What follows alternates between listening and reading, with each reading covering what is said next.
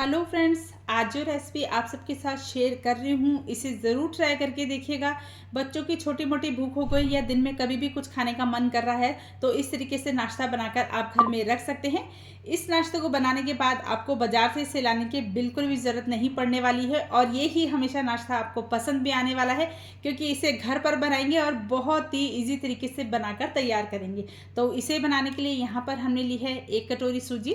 तो ये सूजी को मैंने मिक्सी में ना अच्छे से पीस लिया है। तो अगर आपके पास मोटी पतली कोई भी सूजी जो आप ले रहे हो उसे आपको मिक्सी में पीस कर ही तैयार करना है। तो इस समय जैसे चावल का आटा होता है उस फॉर्म में आ गई यही बिल्कुल बारीक पीस कर तैयार करना है। तो यहाँ पर जिस कटोरी से हमने सूजी ऐड की थी उसी कटोरी का आधा हम यहाँ पर गेहूं का आटा ऐड कर रहे हैं। तो कोई भी कटोरी या कप सेट कर लीजिएगा इस मेजरमेंट के लिए। साथ में ही आधा कटोरी हमने नारियल का बूरा डाला है जो मार्केट वाला आता है वो। इसके साथ ही डाल रहे हैं 4 से 5 चम्मच तिल। तो तिल ऑप्शनल है, अगर आपको पसंद है बिस्किट वगैरह में या फिर नाश्ते में तो ज़रूर ऐड कीजिएगा, अदरवाइज ये वाला स्टेप है इसको स्किप कर सकते हैं। मोइन के लिए हम डाल रहे हैं इसमें 4 से 5 चम्मच घी। तो मोइन अच्छे से डालना है ताकि इसमें अच्छे से जो है बाइंडिंग आने लग जाए। और मोइन डालने से जो नाश्ता है बहुत ही ज़्यादा खस्ता बहुत ही कुरकुरा बनकर तैयार होता है, खाने में बहुत टेस्टी लगता है। तो बस घी को सभी चीज़ों के साथ अच्छे से मिक्स कर लेते हैं। तो अच्छे से हाथों से रब करते हुए मिक्स करना है ताकि पूरे आटे में अच्छे से ये मिक्स हो जाए।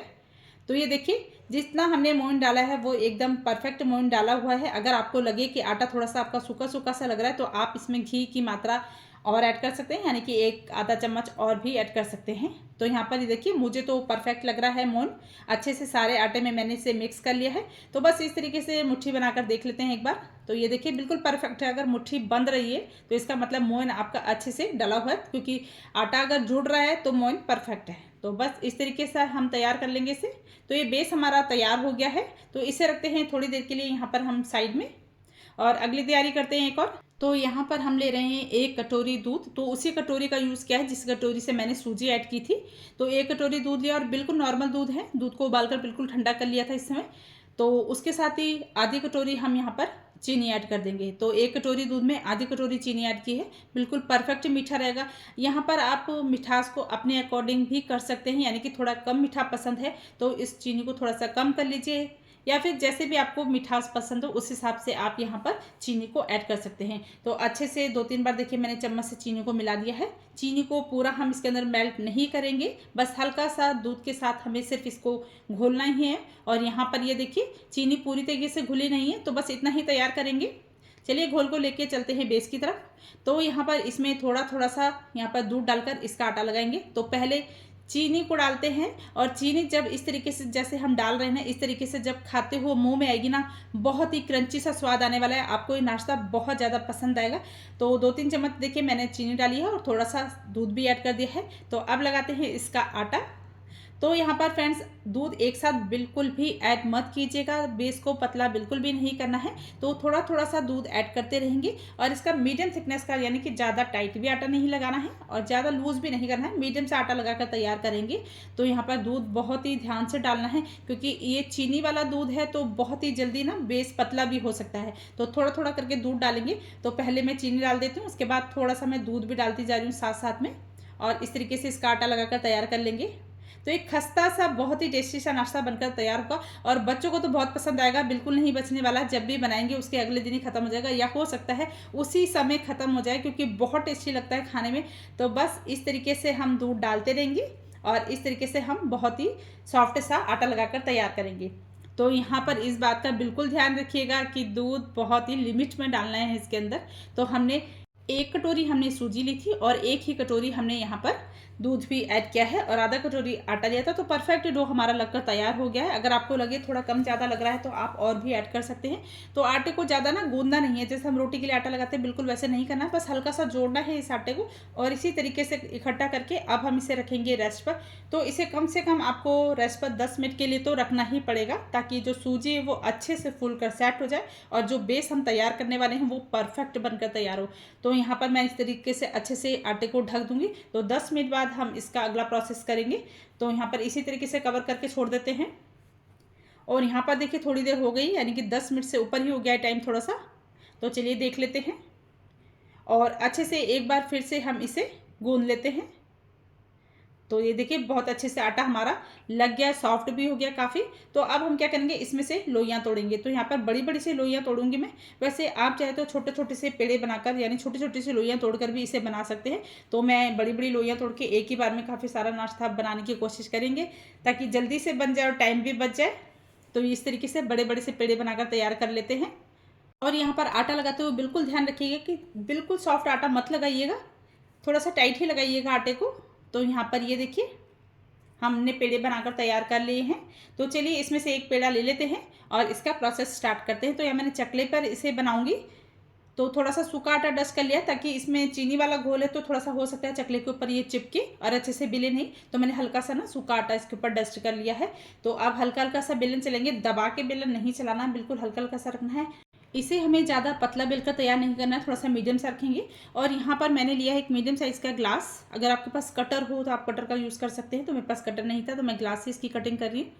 तो बस इस तरीके से ग्लास से कटिंग कर लेंगे तो एक बार में 4 से 5 नाश्ते बनकर तैयार हो जाएंगे।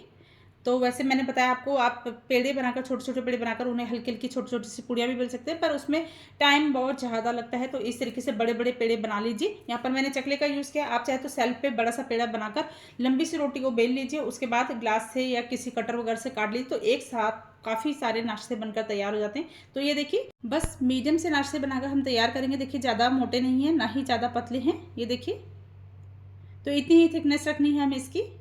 तो बस इसी तरीके से जितने भी हमने पेड़े यहाँ पर बनाकर तैयार किए हैं, उसको कटिंग करके इसी तरीके से पहले पूरा जो नाश्ता है बनाकर तैयार करते हैं। तो यहाँ पर हमने सारा ही नाश्ता बनाकर देखिए तैयार कर लिया है, और सबकी कटिंग एक जैसी सेम की है। देखिए बिल्कुल भी पतले मोटे नहीं है, सबकी एक जैसी कटिंग हमने की है। तो इस नाश्ते को आप ना ज़्यादा पतला बिल्कुल भी मत बनाइएगा, बिल्कुल पतले पतले से हो जाएंगे और खाने में इतने टेस्टी नहीं लगेंगे, बिल्कुल क्रंची क्रंची से होने लग जाएंगे। तो बस इस तरीके की थिकनेस के बनाकर तैयार कर लेंगे। तो ये रेडी है हमारे। और यहाँ पर गैस पर हमने तेल गरम कर लिया था। पहले मैंने हाई फ्लेम पर तेल को एक बार अच्छे से गरम कर लिया है, उसके बाद टेम्परेचर जो है वो लो पर कर दिया है। तो बस धीमी धीमी आंच पर अब हम इसे सेकेंगे।